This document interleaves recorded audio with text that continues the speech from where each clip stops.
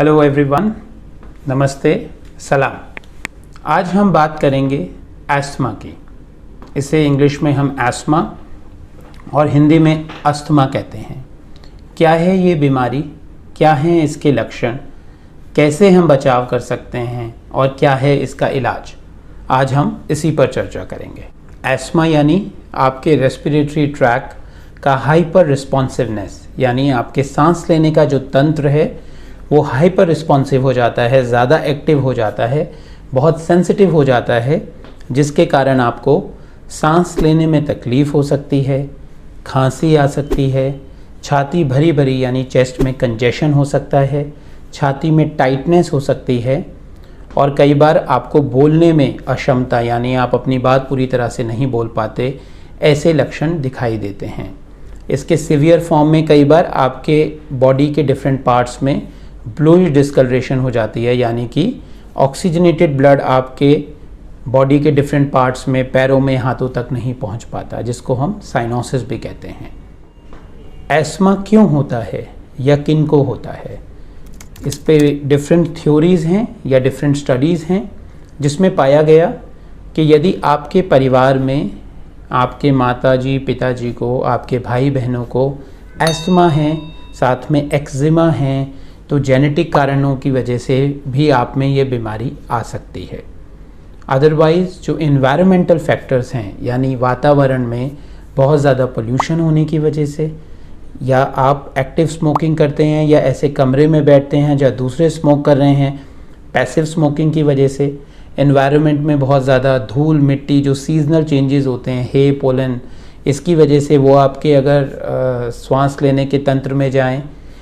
छोटे बच्चों में देखा गया है कि जो टॉयज़ आदि होते हैं, सॉफ्ट टॉयज़, उसके जो हेयर होते हैं वो अंदर जाते हैं, या घर के पुराने कपड़े यानी कि पर्दे, जो मोटे पुराने पर्दे हैं या कारपेट हैं, उनसे जो धूल मिट्टी उड़ती है, उनसे भी एस्थमा आपको हो सकता है।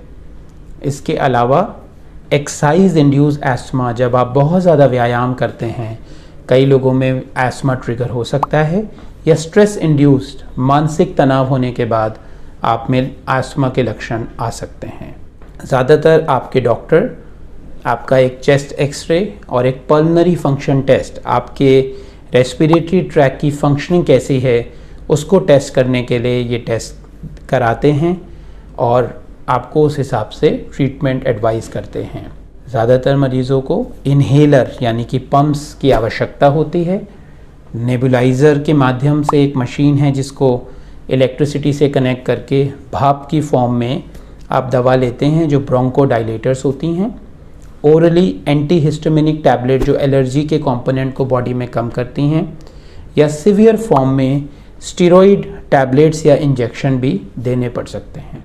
कुछ लक्षण जैसे कि बहुत ज़्यादा चेस्ट में टाइटनेस होना, सांस लेने में बहुत तकलीफ़ होना, शरीर के विभिन्न पार्ट का नीला पड़ जाना, ब्लूइश डिस्कलरेशन होना, या बात करने में अक्षमता होना, अपनी बात पूरी तरह से ना कंप्लीट कर पाना, ये सीवियर लक्षण है जिसमें तुरंत आपको नियरेस्ट अस्पताल जाना चाहिए और इमरजेंसी में ट्रीटमेंट लेना चाहिए।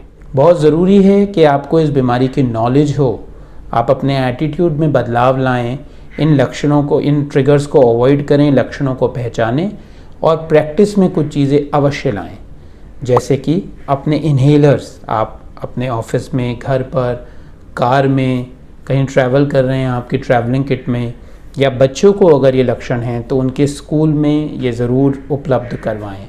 घर में कुछ इन्हेलर्स एक्स्ट्रा भी रखें कि यदि इमरजेंसी में ख़त्म हो रहा है तो आपको तुरंत परेशान होने की आवश्यकता नहीं है, आपके पास एक दो इन्हेलर एक्स्ट्रा हों।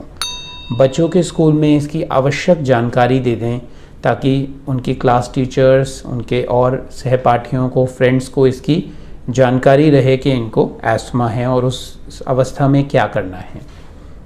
इसके अलावा जो कोविड के कुछ मरीज़ हैं, जो कोविड-19 का इन्फेक्शन है, उनके लिए महत्वपूर्ण जानकारी है कि यदि आपका ऑक्सीजन, जो आप SpO2 चेक करते हैं पल्स ऑक्सीमीटर से अपने फिंगर्स में, वो 94 से कम हैं तो घबराएं ना। अगर आपको नॉन एस्थमा है तो आपका ये ऑक्सीजन लेवल 94 से कम हो सकता है, तो अपना रेगुलर बेसिस पे चेक करें। आपका जितना बेस लाइन है उससे अगर बहुत ज़्यादा ड्रॉप हो रहा है, 2-3% से ज़्यादा ड्रॉप हो रहा है, तो आप अपने फिजिशियन से बात करें। और अगर 94 से कम है, 93, 92 है, इस तरह से है, 90 अराउंड तक अगर रह रहा है तो कोई बहुत ज़्यादा घबराने की बात नहीं होती। एस्थमेटिक्स में ये हो सकता है। इसके बचाव का एक और तरीका है, वो है कि आप इन्फ्लुएंज़ा वैक्सीनेशन ज़रूर लगवाएं। इन्फ्लुएंज़ा वैक्सीन यानी ये एक वैक्सीन होती है जो आप हर साल लगवाते हैं। तो सीज़न एसोसिएटेड जो रेस्पिरेटरी ट्रैक इन्फ्लुएंज़ा इन्फेक्शन होते हैं उससे आप बचाव कर सकते हैं। यह टीका अगर आप लगवाते हैं तो आप सीवियर इन्फ्लुएंज़ा, सीवियर निमोनिया, आपके छाती के इन्फेक्शन से आप अपने को बचा सकते हैं और अस्पताल में एडमिट होना या आईसीयू की नीड, ऑक्सीजन की नीड, उससे आपको बचाया जा सकता है। तो मेरी यह रिकमेंडेशन रहेगी कि आप हर साल अगर एस्थमेटिक हैं अपना वैक्सीनेशन कराएं, अपने डॉक्टर से अपना 6 मंथली चेकअप ज़रूर कराते रहें। इस तरह के लक्षण अगर एक्सपीरियंस कर रहे हैं तो तुरंत इमरजेंसी में जाने की आवश्यकता है और अपनी दवाइयाँ हमेशा अपने पास अवेलेबल रखें। और आपके घर परिवार में बच्चे जो हॉस्टल में रहते हैं उनको, या बच्चे जो स्कूल में पढ़ते हैं उनके फ्रेंड्स को, टीचर्स को इसकी जानकारी ज़रूर दें। कई बार ये लाइफ थ्रेटनिंग भी हो सकता है। आप अस्थमा की जानकारी रखें। जो मैंने ट्रिगर पॉइंट बताए, धूल मिट्टी, स्मोकिंग, बच्चों के टॉयज़, पुराने पर्दे और कारपेट जिसमें धूल मिट्टी हो सकती है, उनसे बचाव रखें। समय पर दवाई लें और अपने को अस्थमा से स्वस्थ रखें। Thank you.